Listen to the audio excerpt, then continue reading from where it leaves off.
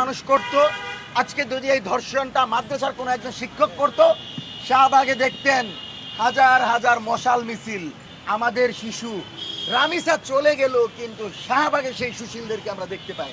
ইন্ডিয়ার বন্ধু হচ্ছে বাংলাদেশের দালালেরা, সুশীলেরা, যারা বাঙ্গু সুশীল।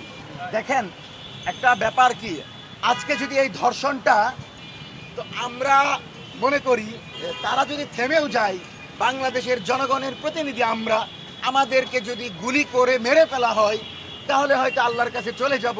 তার আগে বাংলাদেশের জনগণের পক্ষে, জনতার পক্ষে, বিচারের পক্ষে আজীবন লড়াই করে যাব।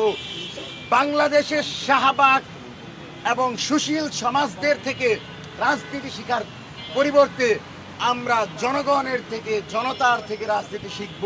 যেই রাজনীতি শহীদ মিনারে 5ই আগস্টের প্রেক্ষাপট তৈরি করেছিল, সেই শহীদ মিনার থেকে জনগণের যে কোনো দাবি আদায় আমরা মাঠে লড়াই করব।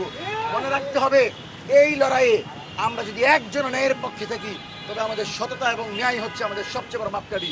এই মাপকাঠিতে আমরা সকল দিক থেকে উত্তীর্ণ হয়ে এদেশের জনগণের দাবি আদায় করতে পারবো বলে আমরা মনে করছি, এবং আমরা মনে করি সকল অংশীজনের উচিত দ্রুত সময়ের ভিতরে এ ব্যাপারে পদক্ষেপ নেওয়া।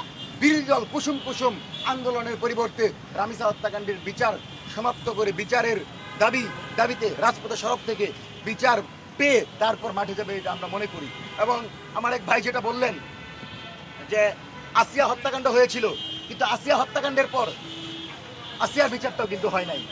অথচ এটা নিয়ে কি সরব ছিল 15 দিন 10 দিন, একেবারে পুরো অনলাইন অফলাইন মিডিয়া, গণমাধ্যম, সংবাদকর্মী সবাই, কিন্তু আমরা দেখতে পেলাম জাস্ট বিলীন করে দেওয়া হলো।